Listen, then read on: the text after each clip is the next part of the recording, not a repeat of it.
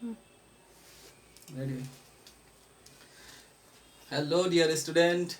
Welcome to our online class arranged by Chandrakanta High School, Nalchiri, Jalokati. This is your English teacher, Muhammad Ripon Hawladar. Hope all of you are well by the grace of Almighty Allah. I am also well. Dear student, you know that due to pandemic situation, our school is closed. It is greatly hampered to your studies. To realize this situation, our present government has taken some steps to recover your losses. Online class is one of them. Today, I have furnished the class for the student of class 9-10 and subject in English second paper. I have selected the topics about narration. Since Bengali is our mother tongue, so I say in Bangla so that you can understand easily. Let's start our class. ওকে প্রিয় শিক্ষার্থী, আজকে আমরা আলোচনা করব English second পার্টের narration বিষয়ে। জানো যে ন্যারেশন খুবই গুরুত্বপূর্ণ একটা বিষয়। There are two kinds.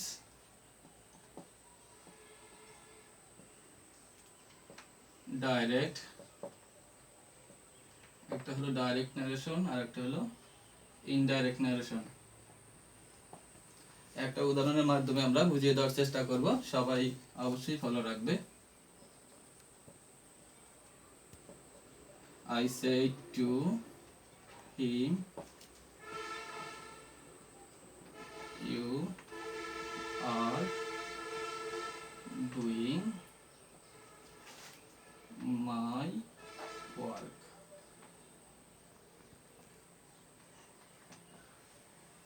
ওকে, এটা হলো এক্সাম্পল ডাইরেক্ট ন্যারেশন। এটাকে যদি আমরা ইনডাইরেক্ট করি তাহলে কিছু নিয়ম ফলো করতে হবে।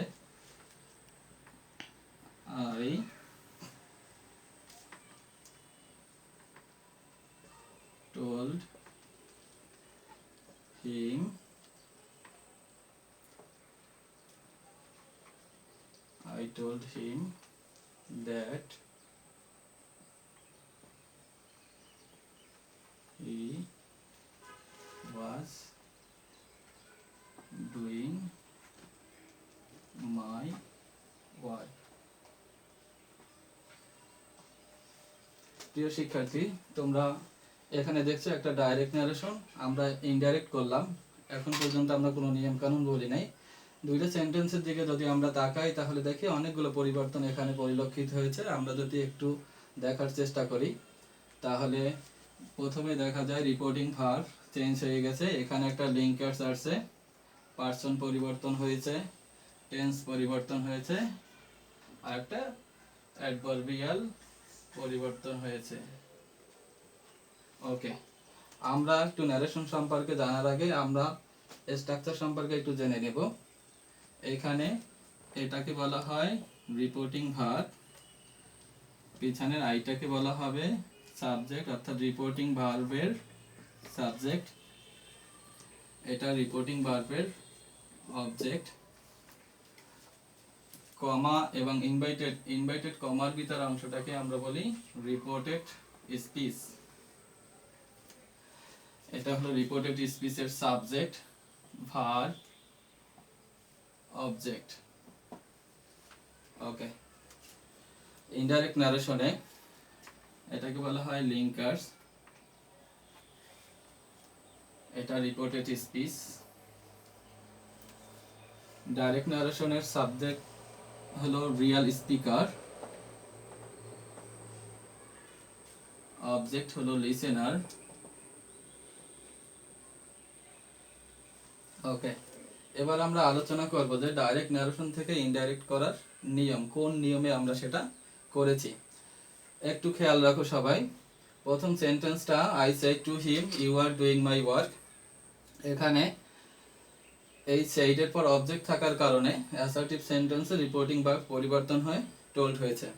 I told him, comma inverted comma remove হয়ে যাবে, এর পরিবর্তে লিঙ্কার্স দ্যাট, কারণ রিপোর্টেড স্পিচের সেন্টেন্সটি অ্যাসার্টিভ সেন্টেন্স, যার কারণে এখানে দ্যাট বসছে।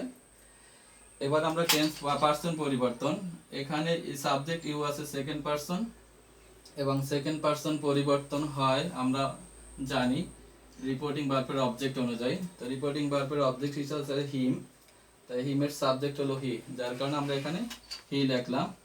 আর you are doing my work এটা আছে প্রেজেন্ট কন্টিনিউয়াস টেন্সে, যার কারণে আমরা এটা পাস্ট কন্টিনিউয়াস টেন্সে রূপান্তর করেছি। এখানে মাই প্রোনাউন কোনো চেঞ্জ নেই, ওয়ার্ক কোনো চেঞ্জ নেই, যেহেতু এখানে নাও ছিল, সরি নাও হলো অ্যাডভার্ব, সেটা পরিবর্তন হয়ে দেন হয়েছে। ওকে, এবার আমরা একটা এক্সাম্পলের মাধ্যমে বুঝিয়ে দিয়েছি, এবার আমরা ন্যারেশনের টোটাল নিয়মটা একবার দেখাবো, আশা করি সবাই বুঝতে পারবে।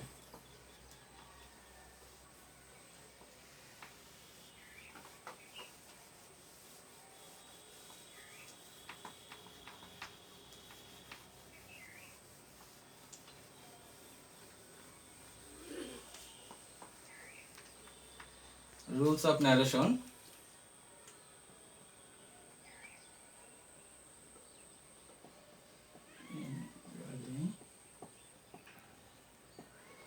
ডাইরেক্ট ন্যারেশন থেকে ইনডাইরেক্টে পরিবর্তন করার জন্য কতগুলো রুলস আমরা ফলো করতে পারি।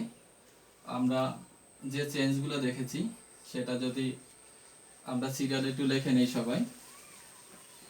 নাম্বার 1, আমি একটু সংক্ষেপে লিখছি, তোমরা বুঝে নেবে। রিপোর্টিং ভার্ব চেঞ্জ, প্রথমে হলো রিপোর্টিং ভার্ব চেঞ্জ হবে, এরপরে হলো পারসন চেঞ্জ,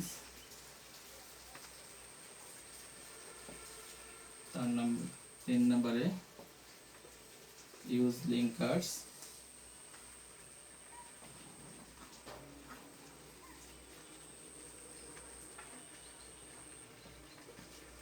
4 নম্বরে টেন্স চেঞ্জ, যদি আমরা একটু এলোমেলো লিখছি, 5 নম্বরে adverbial change.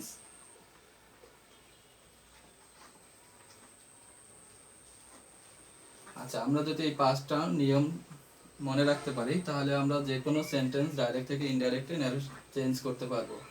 Reporting verb change হবে সেন্টেন্সের প্যাটার্ন অনুযায়ী। আমরা জানি সেন্টেন্স হলো 5 প্রকার: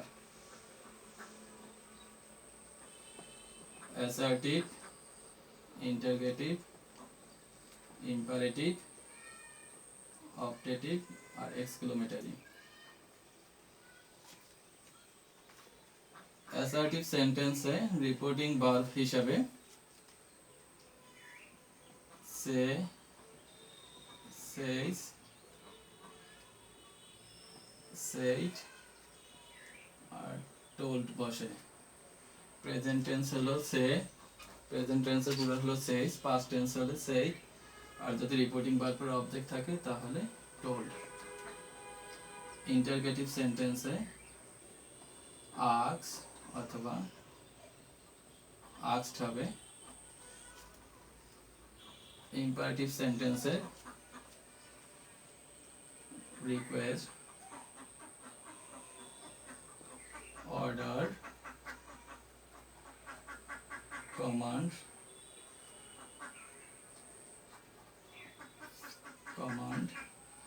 অনুরোধ বোঝালে রিকোয়েস্ট, আদেশ বোঝালে অর্ডার, উপদেশ বোঝালে অ্যাডভাইস,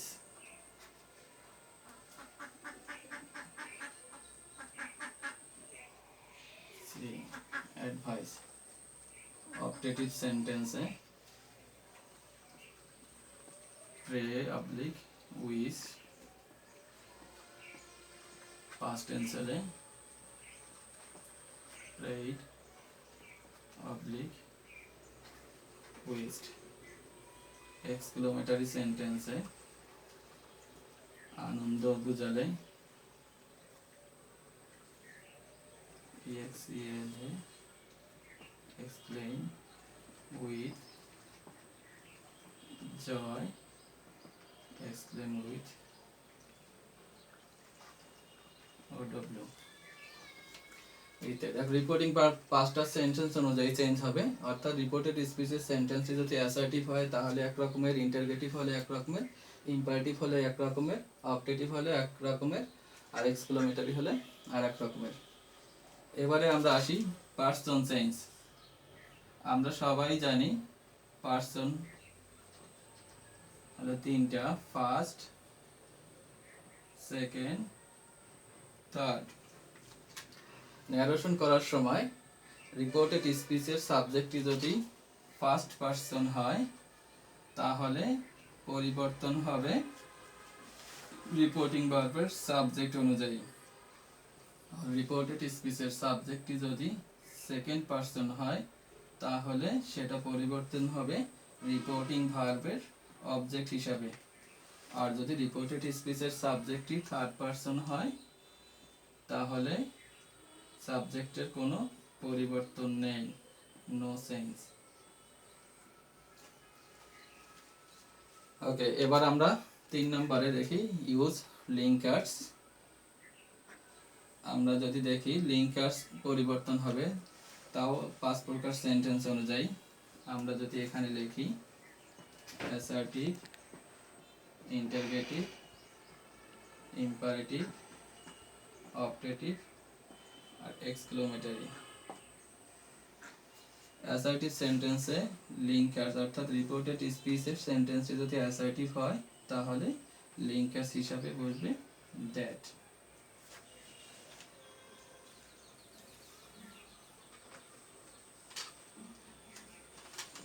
দ্যাট।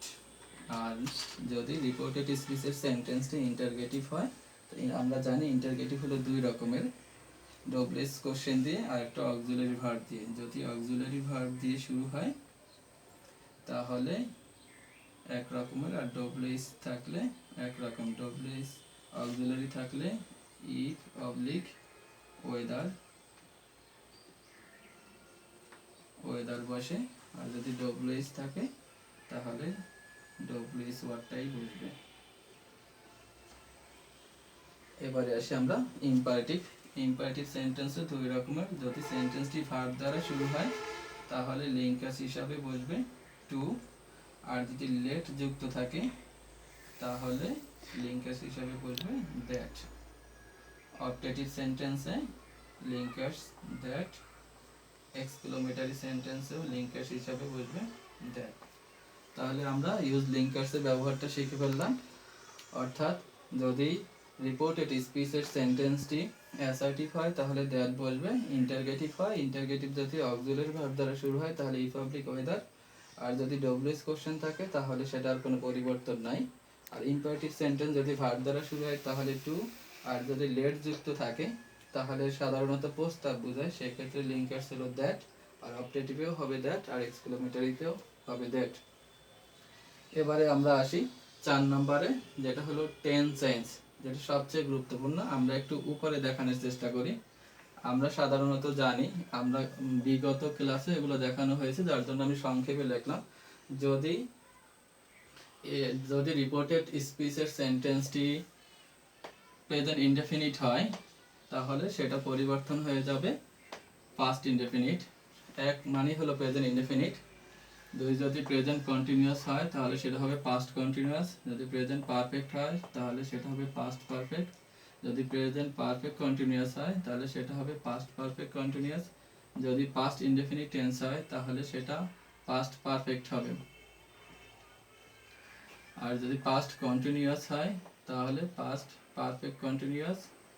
আর যদি পাস্ট পারফেক্ট হয় তাহলে সেটা পাস্ট পারফেক্টই। আর যদি পাস্ট পারফেক্ট কন্টিনিউয়াস হয় তাহলেও সেটা নো চেঞ্জ, পাস্ট পারফেক্টই থাকে। আর যদি ফিউচার টেন্স হয় তাহলে future in past, future in past. Okay, আমরা মনে হয় বুঝতে পেরেছি। যদি রিপোর্টেড স্পিচের টেন্স প্রেজেন্ট ইনডেফিনিট টেন্স হয় তাহলে আমি আবার বলে যাই, তাহলে সেটা রূপান্তর হয়ে পাস্ট ইনডেফিনিট হবে। যদি প্রেজেন্ট কন্টিনিউয়াস হয় তাহলে পাস্ট কন্টিনিউয়াস, প্রেজেন্ট পারফেক্ট হলে পাস্ট পারফেক্ট, পাস্ট ইনডেফিনিট হলে পাস্ট পারফেক্ট, পাস্ট কন্টিনিউয়াস হলে past perfect continuous, past perfect হলে পাস্ট পারফেক্টই থাকবে, আর পাস্ট পারফেক্ট কন্টিনিউয়াস হলে পাস্ট পারফেক্ট কন্টিনিউয়াস, কোনো ফিউচার থাকলে ফিউচার ইন পাস্ট। এবারে আমরা আসি 5 নম্বরে, অ্যাডভার্বিয়াল চেঞ্জ। অ্যাডভার্বিয়াল চেঞ্জের ক্ষেত্রে কিছু কিছু অ্যাডভার্ব থাকে, যেমন আমরা 2-1টা এক্সাম্পল দেই। নাও থাকলে দেন, হেয়ার থাকলে দেয়ার, এরকম আইদার থাকলে তাইদার, দেশ থাকলে দোষ, টুমোরো থাকলে দ্য ফলোইং ডে ইত্যাদি। তা আমরা আশা করি ন্যারেশনের প্রাথমিক রুলসগুলো আমরা কমপ্লিট করতে পেরেছি। এখন শুধুমাত্র ন্যারেশন করার একটা রুলস আমরা জেনে নেব সবাই। আমরা যদি উপরটায় দেখি,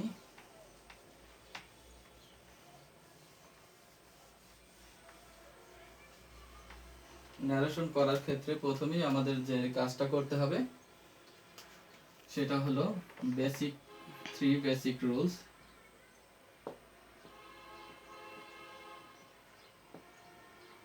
নাম্বার 1, রিপোর্টিং ভার্ব যদি প্রেজেন্ট, প্রেজেন্ট অথবা ফিউচার টেন্স হয়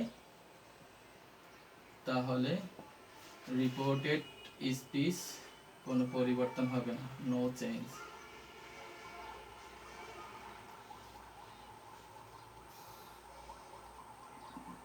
দুই নম্বরে রিপোর্টেড স্পিচটি যদি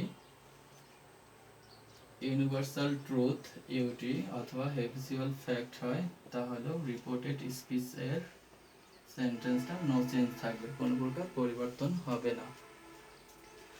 আর 3 নম্বরে রিপোর্টিং ভার্বটি যদি শুধুমাত্র পাস্ট টেন্স হয় তাহলে উপরের দেখানো নিয়ম অনুযায়ী টেন্স অনুযায়ী পরিবর্তন হবে, চেঞ্জ হবে।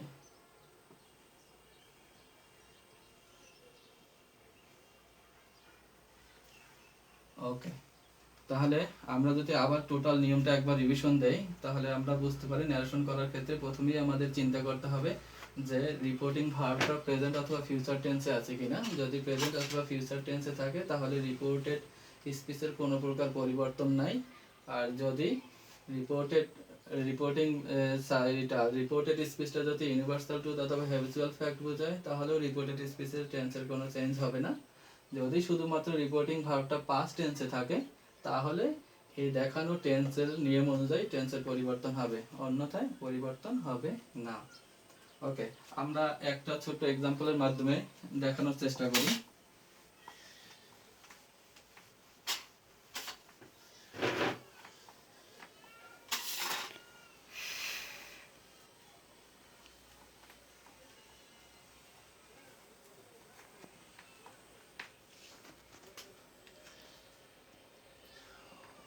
He says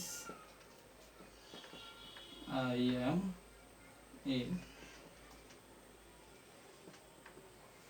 আচ্ছা, এই সেন্টেন্সটা যদি আমরা ভালো করে দেখি তাহলে প্রথমেই আমরা যদি তাকাই রিপোর্টিং ভার্বের দিকে, দেখি রিপোর্টিং ভার্বটা প্রেজেন্ট টেন্সে আছে, অতএব তাহলে রিপোর্টেড স্পিচের সেন্টেন্সের কোনো চেঞ্জ হবে না।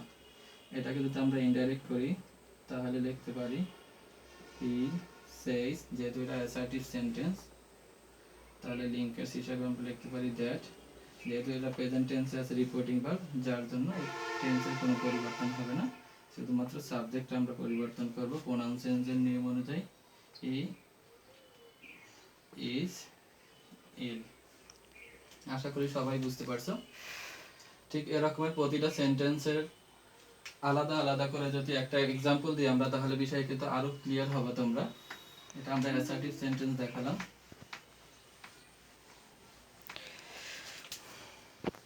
ওকে ডিয়ার স্টুডেন্ট, আমরা এবারে অন্য একটা লিখেছি ইন্টারগেটিভ সেন্টেন্সে। আমরা যদি রিপোর্টেড স্পিচের দিকে তাকাই তাহলে অবশ্যই দেখতে পারি এটা ইন্টারগেটিভ সেন্টেন্স। তাহলে ইন্টারগেটিভ সেন্টেন্স পরিবর্তনের নিয়ম একটু আলাদা। রিপোর্টিং ভার্ব পাস্ট টেন্সে আছে, টেন্স অনুযায়ী পরিবর্তন হবে। যেহেতু এটা ইন্টারগেটিভ সেন্টেন্সে আছে তাহলে লিঙ্কার্স পরিবর্তন হবে, রিপোর্টিং ভার্ব পরিবর্তন হবে। তাহলে রিপোর্টিং ভার্ব হিসাবে যেহেতু পাস্ট টেন্সে আছে তার জন্য আমরা আস্কড লিখলাম, প্রেজেন্ট টেন্সে থাকলে আমরা শুধু আস্কড লিখতাম। He asked me, comma inverted comma তুলে দিয়ে, যেহেতু এটা অক্সিলারি ভার্ব দ্বারা শুরু হয়েছে এরপরে লিঙ্কার্স হিসাবে আমরা ইফ দিলাম। আরেকটা বিষয় খুবই গুরুত্বপূর্ণ, রিপোর্টেড স্পিচটি যদি ইন্টারগেটিভ হয় ইনডাইরেক্ট ন্যারেশন করার সময় সেটা অবশ্যই অ্যাসার্টিভ সেন্টেন্স করতে হবে। তো আমরা সবাই জানি অ্যাসার্টিভ সেন্টেন্সের প্রথমে সাবজেক্ট বসে, তাহলে এখানে সাবজেক্ট হিসাবে আছে ইউ, ইউ হলো সেকেন্ড পারসন, সেকেন্ড পারসন পরিবর্তন হয় রিপোর্টিং ভার্বের অবজেক্ট হিসাবে, অবজেক্ট আছে মি, তাহলে এখানে সাবজেক্ট আসবে আই। আর যেহেতু রিপোর্টিং ভার্ব পাস্ট টেন্সে ছিল, তাহলে এখানে টেন্সের পরিবর্তন হবে। ইউ আর রিডিং মাই বুক, যেহেতু এটা আছে প্রেজেন্ট কন্টিনিউয়াস টেন্সে, তাহলে সেটা পরিবর্তন হয়ে হবে পাস্ট কন্টিনিউয়াস টেন্স। তাহলে আই ওয়াজ রিডিং, আবার এখানে আরেকটা প্রোনাউন আছে মাই, পরিবর্তন হবে সাবজেক্ট হিসাবে। সাবজেক্ট আছে হি এর পজিটিভ হলো ইজ। তো আমরা খুব ইজিলি পরিবর্তন করে ফেললাম। আজকে এ পর্যন্তই। পরবর্তীতে আমরা বাকি সেন্টেন্সগুলোর একটা example plus rules of passage narration rules দেখাবো।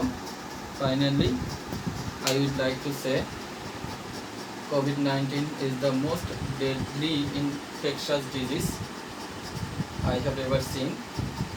There is no any vaccine has been discovered yet, so we should follow the rules of health guided by World Health Organization,